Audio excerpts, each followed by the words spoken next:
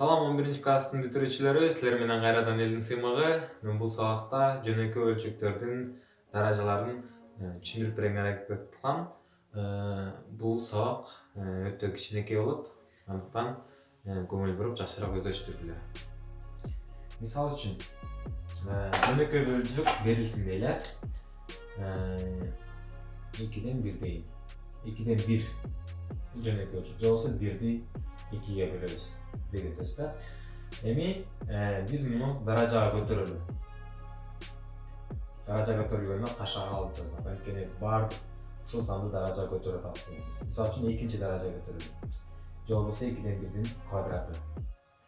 Демек, даража деген мен мурунку сабакта эмне дедим эле? Ушул эле санды өзүнө дагы бир жолу көбөйт. Демек 2 жолу, ушул санды 2 жолу. 1 көбөйтүлгөн 1 бөлүнгөн 2 көбөйтүлгөн кайрылуу ошондо жазам. 1 бөлүнгөн 2 же болбосо 2ден 1. Эми экөөнү көбөйтөбүз. Көбөйтүүдө кандай болот керек? Көбөйтүүдө муну буга көбөйтүп койбойбуз, көбөйтүп коебуз. Демек 2-ни 2 көбөйтсөк 4, 1-ди 1ге көбөйтсөк 1. Демек 1дин 4-нчүсү чыкты. Башка эмени алайын, мисалы үчүн санды 3дөн 2 дейин, Эми 3дөн 2-ни мен квадратка көтөрөйүн. Анда кандай болот? Ушуну эле 3дөн 2-ни көбөйтөм 3дөн 2ге. Өзүн 2 жолу көбөйтүп атам. Демек 3-тү 3кө көбөйтсөк 9, эми 2-ни 2ге көбөйтсөк 4.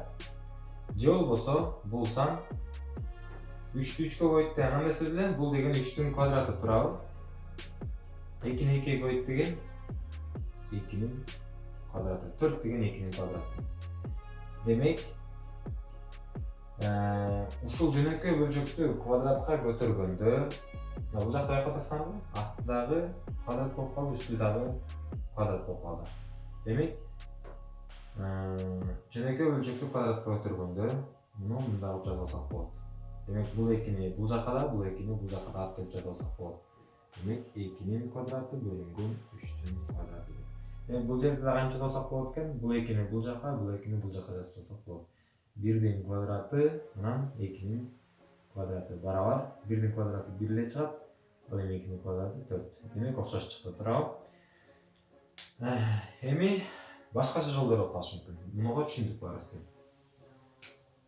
Эми мындай кырдаалдар келип калышы мүмкүн. Мисалы үчүн 2ден 1 минус 2-нчи даражасы болгондо кандай болот? Деги эле минус 2-нчи даража деген сөзүбүздү кандай түшүнөсүздөр? Мисалы үчүн минус 2-нчи даража деген мисалы үчүн 2-нин 2-нчи даражасы 4, 2-нин 2-нчи даражасы 4. Демек 2-ни 2 көбөйтүп атабыз. Ал эми 2-нин минус 2-нчи даражасы канча? Демек, биз деген 1 бөлүнгөн 2 деп жазабыз. Ушуну, мына ушул санды 1ге 2 бөлөбүз дагы. Ушул даражаны ушул жака, бул жак минус болсо, бул жака плюс менен көрө алабыз. Демек, 1 бөлүнгөн 4 экен. Түшүнүктүү? Мисалы үчүн 2-нин 4-нчү, минус 4-нчү даражасы болсо, анда 1 бөлүнгөн 2-нин бул канча? Минус болуп турат. Демек, буяка плюс 4-нчү деп жазабыз. 4-нчү деп жазсак болот. Плюсту жазбай болсо. Плюс өзү белгилүү. Демек, 2-нин 4-нчүсү болот. Демек, канча? 16 бөлүнгөн 1. Демек, 2-ни 2 көбөйтсөң 4 чыгабы? 2-ни 2 көбөйтсөң 4 чыгат, 2-ни 2 көбөйтсөң 4 чыгат, 4 көбөйтсөң барабар 16 чыгат. Ушундай. Демек, 16. Ушундай, Демек, минус болгондо 1ди ушул санга бөлүйдүк. Бул учурда кандай болуп калат эми? Демек, 1ди бөлөбүз ушул санга, бирок даражасы 10 болуп түшөт астына. 1 бөлүнгөн 2-нин канчанчы? 2-нчи даражасы. 2-нчи даражасы болду. Эми даража деген кандай эле? Мурунку эсепте көрсөткөм. Бул буга дагы даража болуп көбөйтүп берет. Демек, барабар 1дин, демек 1дин квадраты менен 2-нин квадраты болот. Туурабы? 1дин квадраты 1 чыгат, ооба. Ал эми 2-нин квадраты барабар канча болот? 2-нин квадраты бул жака жаза берейин.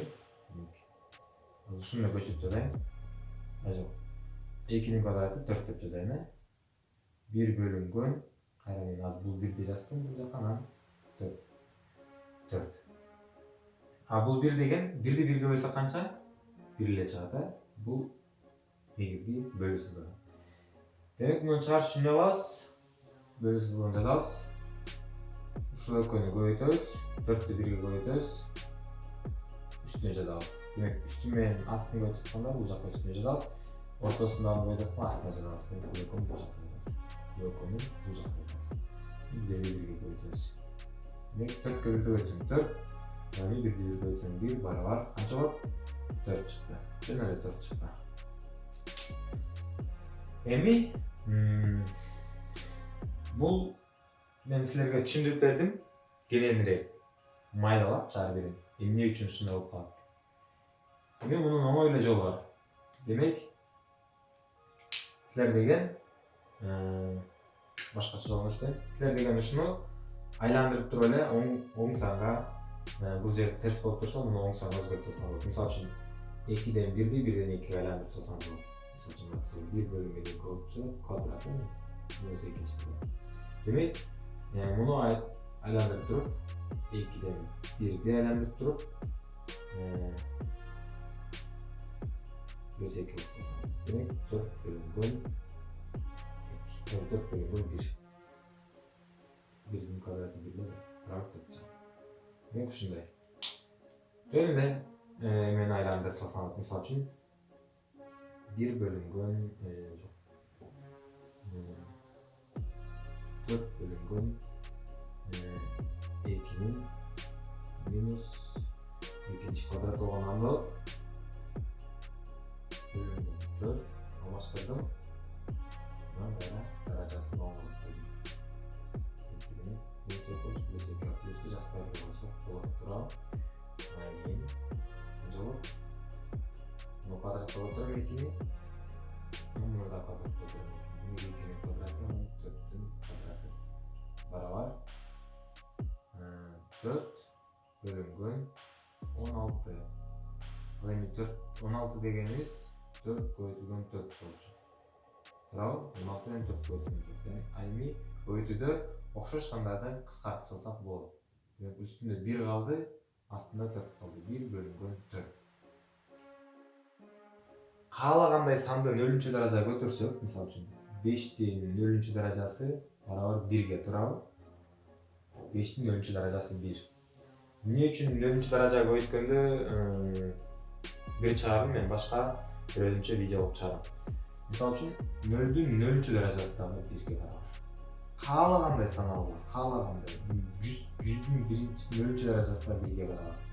Демек, каалагандай сандын 0-чү даражасы 1ге барабар деп атканда, анда каалагандай сан болсо, анда мисалы үчүн 2ден 1ди алалы, анын 0-чү даражасы 1ге болот. Демек, каалагандай сандын 0-чү даражасы 1ге барабар болот. Мына ушинтип жөнөкөй бөлчөктөрдүн даражаларын түшүндүрүүгө аракет кылдым. Эгерде ким түшүнбөсө кайра кайталап көргүлө. Ал эми түшүнгөнүңөр, албетте силер азаматсыңар. Дайым азамат болуп жүргүлө. Силер менен элдин сыйлыгы. Кийинки сабакта көрүшкөнчө кош болуңуз.